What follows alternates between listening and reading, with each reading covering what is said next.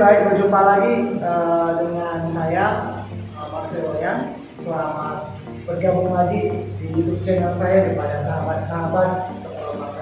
Baik, kali ini di video yang akan saya presentasikan adalah tentang mata kuliah manajemen sumber daya manusia. Ya, hari ini kita akan membahas tentang apa itu sumber daya manusia. Ya, kita akan belajar pengenalan secara singkat, dan video kali ini kita akan belajar tentang what is a human resource management. Ya, nah, yang pertama kita akan belajar tentang apa itu organisasi. What is organization? Organization adalah people with formally assigned a role to work together to achieve the organization goal. Orang-orang yang ada di dalam organisasi, di mana mereka bekerja di dalam organisasi untuk mencapai tujuan dari perusahaan atau organisasi tersebut. Jadi kalau kita membentuk atau mengatakan, oke, saya bekerja di sebuah organisasi, maka kitalah sebenarnya organisasi tersebut, ya, karena kitalah orang-orang yang ada di dalam perusahaan itu, ya, bekerja bersama-sama untuk mencapai tujuan dari perusahaan, ya, itulah organisasi. Nah, di dalam organisasi ada yang namanya manajer, ya, ada yang namanya pemimpin yang memimpin organisasi, yang menjalankan strategi, yang menjalankan visi misi dari terbentuknya organisasi tersebut. Apa itu manajer? Ya, di dalam buku Gary Gensler kita jelas mengatakan the person responsible for accomplishing the organization goal and who does so by managing the effort of organization people. Orang-orang yang ada di dalam organisasi atau orang yang dalam organisasi itu bagaimana dia menciptakan strategi mencapai tujuan organisasi tersebut. Kemudian tugas dari manajer adalah memanaging. Apa itu manage atau memanaging? Itu to perform 5 basic functions, ya. Ada 5 tugas yang dikerjakan oleh seorang manajer. Yang pertama adalah planning, ya. Jadi tugas seorang manajer adalah membuat perencanaan strategi. Strategi ini diturunkan menjadi sebuah taktik yang akan dikerjakan oleh dia bersama karyawannya untuk mencapai visi misi perusahaan, ya.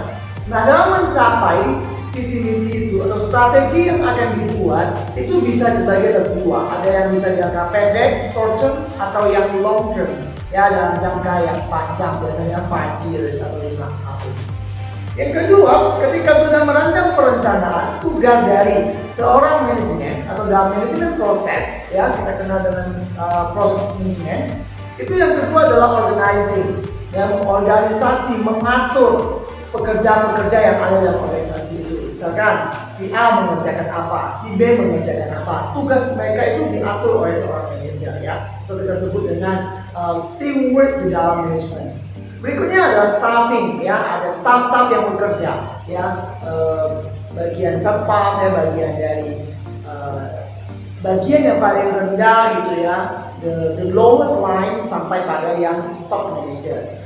Yang berikutnya ada leading, ya, memimpin. Tugas dari seorang manajer selain dia menetapkan pekerja-pekerjanya, mengatur pekerja-pekerjanya gitu, ya, dia juga memimpin, ya, mengatur bawahannya, subordinate-nya kemana-mana. So, fungsi dari seorang manajer itu harus menjadi sampel, harus menjadi kompas bagi karyawan-karyawannya untuk bekerja supaya mencapai visi-misi perusahaan.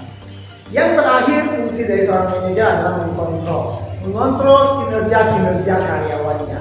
Ya, ada yang kurang baik maka diberikan evaluasi.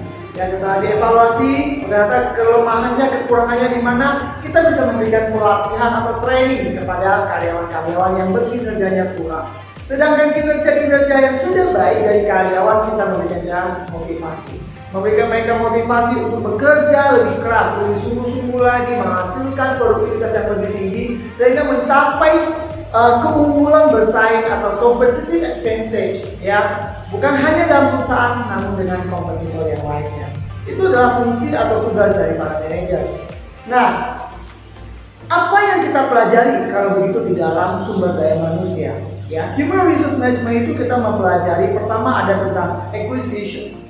Ya, bagaimana memberikan pekerjaan-pekerjaan, mengatur pekerjaan-pekerjaan stafnya, memberikan pelatihan, training, appraisal, menilai, kemudian memberikan compensation, ya, kompensasi kepada karyawan, bisa berupa reward and punishment.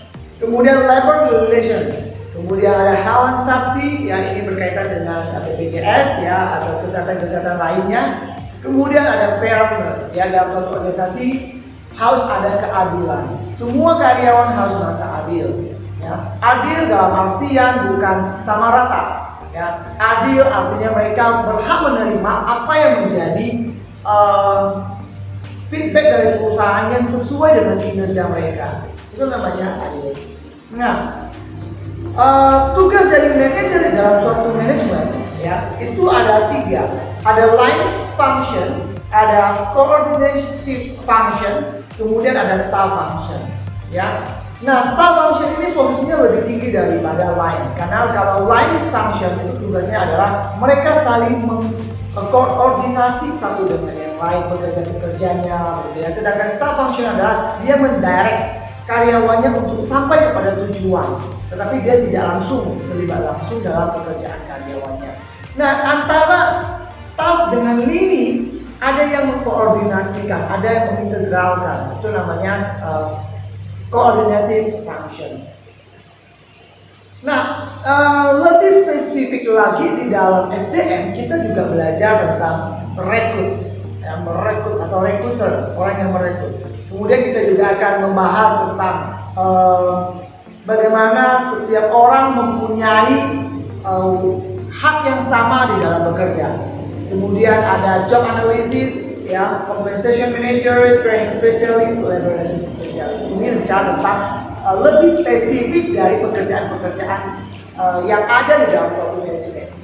Nah, sekarang MSZ ini sudah berkembang, ya, tidak hanya berorientasi kepada satu kegiatan internal saja, namun sekarang kegiatan MSN itu ternyata diimpact atau dipengaruhi oleh faktor-faktor luar. Maka di sini ada beberapa new human resource service group. Mereka membentuk grup, ya, untuk bisa mengkonekkan diri mereka kepada luar. Ya, ada yang namanya transactional human resource group. Di sini ada terjadi pertukaran antar human resource setiap perusahaan. Kemudian ada corporate human group, ada embedded human resource unit, ada center of expertise, ya. Nah, expertise ini adalah kumpulan orang-orang yang memang expert di bagian tertentu, spesial tertentu di dalam sumber daya manusia. Sumber daya manusia ini sangat luas, ya, sangat luas. Jadi mereka membutuhkan expert di dalamnya. Nah, training topik yang menjadi hal yang tadi saya katakan berimpact pada human resource management adalah yang pertama, globalization and competition trends.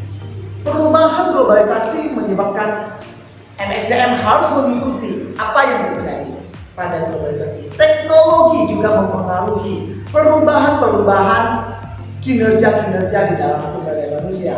Ya, kemudian ada demographic trend. Setiap wilayah, setiap usia, setiap ras mempunyai perbedaan hasil, ya, atau distinctive result atau distinctive performance di dalam bekerja. Ada economic challenge, ya, tantangan ekonomi seperti saat ini pandemik menjadi satu tantangan sumber daya manusia. Bagaimana mengelola manusia sehingga mereka bisa bekerja dengan efektif dan efisien. Ya, kemudian ada trend in the nature of work, ya, pekerjaan itu sendiri yang harus berubah sistemnya, ya, dan deregulasi, peraturan yang berubah-ubah. Nah, yang saya maksud tadi sebagai demographic trend di sini menarik, ya. Saya akan membahas sedikit tentang kenapa demographic trend itu mempengaruhi. Kita lihat bahwa ketika karyawan kita lahir di generasi Y, Z, gitu ya, milenial, gitu, punya perilaku, punya pandangan terhadap suatu pekerjaan yang berbeda-beda, bahkan berkinerja berbeda. Maka ini sangat unik, ya. Demographic trend ini menjadi sesuatu yang penting untuk dibahas atau dipertimbangkan oleh seorang manajer ketika dia mulai merekrut atau menyeleksi karyawan-karyawan yang akan bekerja. Nah, Itu saja yang bisa Bapak sampaikan untuk pengenalan mata kuliah MSR ini. Kita akan bahas lebih dalam ya di pertemuan Zoom, dan kalau teman-teman di luar yang bukan mahasiswa Widya Dharma, kalian bisa membaca bukunya Gary Besler yang menjadi satu referensi bagi kampus Widya Dharma bersama mata kuliah MSR ini ya, untuk mengajar dan mendidik kita supaya lebih memahami lagi peran dan fungsi MSDM. Baik, sampai di sini yang bisa Bapak sampaikan. Terus ikutin video Bapak, jangan lupa untuk di subscribe, comment, share ya, dan bunyikan tanda lonceng supaya ada notifikasi ketika ada video baru Bapak. Sampai jumpa.